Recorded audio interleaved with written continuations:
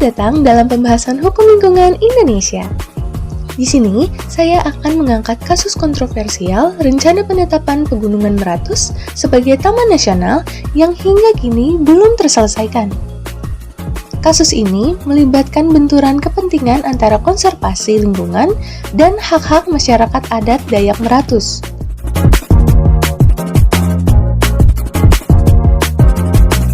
Pada September tahun 2024, Kementerian Lingkungan Hidup dan Kehutanan bersama pemerintah Provinsi Kalimantan Selatan menggelar rapat persiapan kajian kebijakan untuk mengubah status Pegunungan Meratus dari hutan lindung menjadi taman nasional. Rencana ini mendapat penolakan keras dari masyarakat adat Dayak Meratus. Kerusakan lingkungan adalah perubahan langsung dan tidak langsung terhadap sifat fisik, kimia, dan hayati lingkungan hidup yang melampaui kriteria baku kerusakan lingkungan hidup. Pencemaran lingkungan adalah masuk atau dimasukkannya makhluk hidup, zat, energi, dan komponen lain ke dalam lingkungan hidup oleh kegiatan manusia sehingga melampaui baku mutu lingkungan yang telah ditetapkan. Ruang lingkup kerusakan di Pegunungan Meratus itu ada pertambangan ilegal, yang dimana adanya aktivitas pertambangan batu bara tanpa izin yang merambah wilayah Pegunungan Meratus, terutama di Kabupaten Hulu Sungai Tengah. Yang kedua, adanya deforestasi, yaitu pembukaan lahan untuk aktivitas ekonomi yang mengancam habitat flora dan fauna endemik. Yang ketiga, ada pencemaran air, yaitu aktivitas pertambangan berpotensi mencemari sumber air yang menjadi daerah tangkapan air utama di Kalimantan Selatan. Yang keempat, ada degradasi ekosistem, gangguan terhadap keseimbangan ekosistem yang telah dijaga oleh masyarakat adat selama berabad-abad. Dalam konteks hukum administrasi, permasalahan utama meliputi proses penetapan Taman Nasional yang belum mempertimbangkan hak-hak masyarakat adat, ketidaksesuaian prosedur dalam penerbitan izin penambangan, serta lemahnya koordinasi antara instansi pemerintah. Permasalahan dalam aspek hukum perdata mencakup sengketa kepemilikan lahan antara negara dan masyarakat adat, ganti rugi atas kerugian lingkungan yang dialami masyarakat, dan penyelesaian konflik melalui mekanisme alternatif seperti mediasi. Dalam aspek hukum pidana, meliputi tindak pidana pertambangan ilegal, perusakan lingkungan hidup yang dapat diancam dengan pasal 98 sampai pasal 120 Undang-Undang Nomor 32 Tahun 2009, serta pencemaran lingkungan dengan ancaman pidana penjara dan denda. Penyelesaian melalui jalur pengadilan mencakup gugatan perdata untuk ganti rugi, gugatan citizen lawsuit oleh masyarakat, gugatan class action untuk kepentingan kolektif, dan tuntutan pidana terhadap pelaku perusakan lingkungan. Alternatif penyelesaian sengketa di luar pengadilan meliputi mediasi antara pemerintah, masyarakat adat, dan pemangku kepentingan, negosiasi untuk mencari win-win solution, arbitrase untuk sengketa tertentu, serta konsultasi publik yang partisipasi.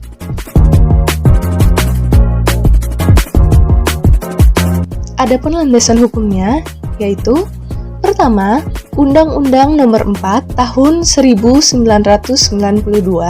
tentang Perumahan dan Pemukiman yang memberikan dasar partisipasi masyarakat dalam penataan ruang.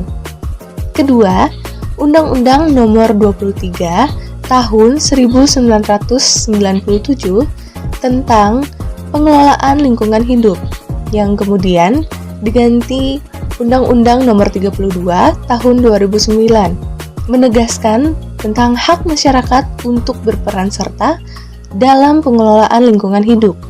Ketiga, Undang-Undang Nomor 32 Tahun 2009 tentang Perlindungan dan Pengelolaan Lingkungan Hidup yang memberikan hak kepada masyarakat untuk mendapatkan informasi lingkungan hidup, berperan serta dalam proses pengambilan keputusan, melakukan pengawasan sosial, menyampaikan keluhan, serta mengajukan gugatan ke pengadilan. Masyarakat adat Dayak Meratus telah menunjukkan peran aktif melalui Rumbuk Adat untuk menyatakan sikap menolak rencana Taman Nasional, demonstrasi damai untuk menyuarakan aspirasi, keterlibatan dalam diskusi publik, dan upaya pelestarian lingkungan berbasis kearifan lokal.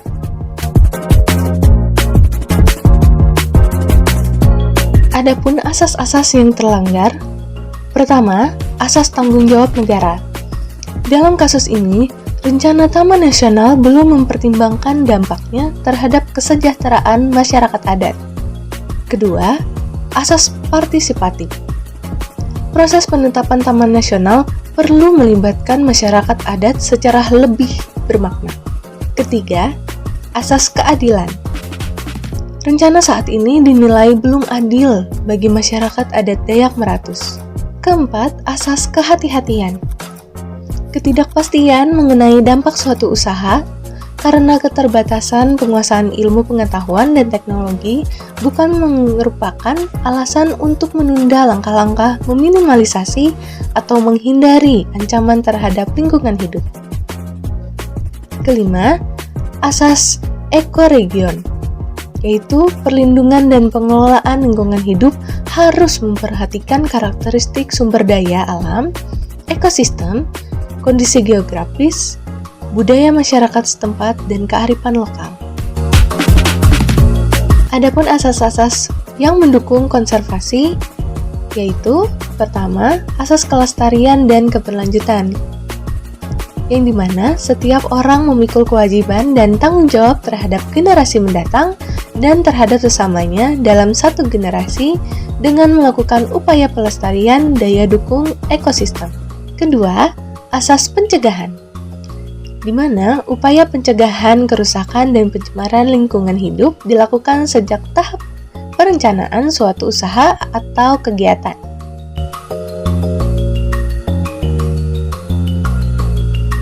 Berdasarkan pasal 3 Undang-Undang Nomor 32 Tahun 2009, tujuan perlindungan dan pengelolaan lingkungan hidup adalah melindungi wilayah negara kesatuan Republik Indonesia dari pencemaran dan atau kerusakan lingkungan hidup, menjamin keselamatan, kesehatan, dan kehidupan manusia, menjamin kelangsungan kehidupan makhluk hidup dan kelestarian ekosistem, menjaga kelestarian fungsi lingkungan hidup, menjaga keserasian, keselarasan, dan keseimbangan lingkungan hidup, menjamin terpenuhinya keadilan generasi masa kini dan generasi masa depan, menjamin pemenuhan dan perlindungan hak atas lingkungan hidup sebagai bagian dari hak asasi manusia, mengendalikan pemanfaatan sumber daya alam secara bijaksana, mewujudkan pembangunan berkelanjutan, dan mengantisipasi isu lingkungan global. Kasus penggunungan Meratus menunjukkan kompleksitas dalam mewujudkan tujuan-tujuan tersebut, terutama dalam menyeimbangkan konservasi dengan hak masyarakat adat, menjamin keadilan intergenerasi, melindungi hak atas lingkungan hidup, serta mewujudkan pembangunan berkelanjutan. Kasus Pegunungan Meratus mencerminkan tantangan besar dalam implementasi hukum lingkungan di Indonesia. Konflik ini antara kepentingan konservasi dan hak masyarakat adat memerlukan pendekatan yang holistik dan partisipatif.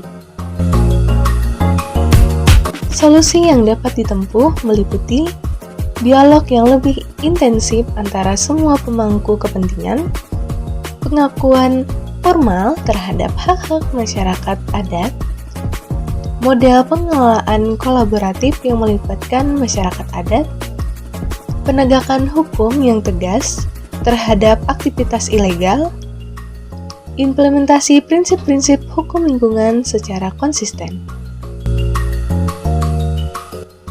Kasus ini mengingatkan kita bahwa perlindungan lingkungan hidup harus dilakukan dengan memperhatikan keadilan sosial dan menghormati hak-hak masyarakat adat yang telah menjadi penjaga lingkungan selama berabad-abad.